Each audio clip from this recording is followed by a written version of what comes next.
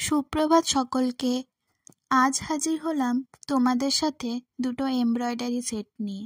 প্রথমেই দেখাচ্ছি এই চৌকো শেপের মধ্যে রং বেরঙের গোলাপের মোটিফের ওপর করা কাজটি। এটি ইতিমধ্যেই পাড়ি দিয়েছে তার গন্তব্যের উদ্দেশ্যে। তোমরা এই পিসটি নিতে চাইলে অবশ্যই আমাকে ডিএম করো, আর তোমরা তোমাদের পছন্দের রং অনুসারে কাস্টমাইজও করে নিতে পারো।